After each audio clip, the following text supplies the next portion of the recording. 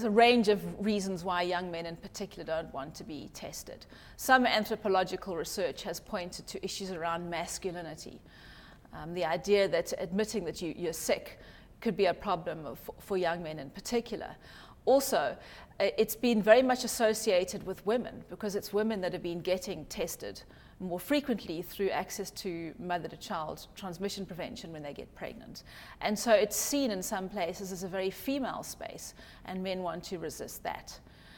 Some anthropologists also suggest that men might be resisting testing because it's caught up with traditional values and, of course, again, with a traditional healing paradigm where they do not want to hear about HIV being an uncurable condition. Traditional healers say that you are cured of a disease when you no longer have symptoms.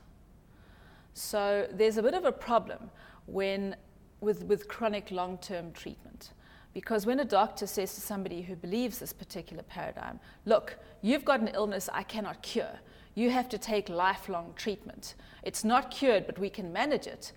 The person is presented with a very contradictory message. We can make you symptom-free, but we haven't cured you. Whereas the traditional healer will say, look, I can cure you. And your illness has to do with having broken some cultural taboos or having been cursed by somebody else, and I can get rid of those particular causes.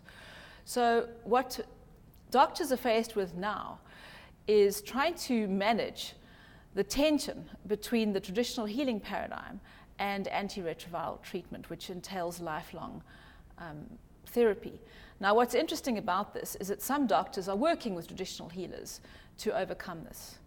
And so in some of these projects, traditional healers are trained by the medical profession to recognize HIV and to say to their patients, look, you've got HIV. The causes may well be spiritual in terms of why you particularly became HIV positive. But given that you're positive, you need soldiers in your blood to go and fight this. And so the traditional healers then send the patients to the health facilities to get on antiretroviral treatment with the instruction to come back. Now, this is quite a good system because what it allows people to do is to go to the healer to manage the spiritual causes, whilst at the same time using biomedical treatments to assist their bodies. So, I mean, I'm quite pleased by some of these projects. Some of them are working, and in particularly, they're working well at getting men into treatment. It's been a very successful campaign, the Know Your Status campaign, to my surprise, actually. It started off really being pushed by NGOs on billboards, about how you should know your status, and certainly at university campuses, there's been all sorts of campaigns. But since the government has pushed it officially, there has been a notable increase in testing.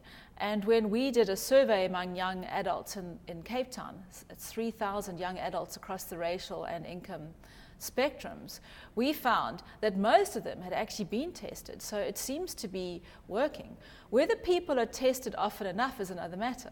And how long the impact of going to testing will last is an open question.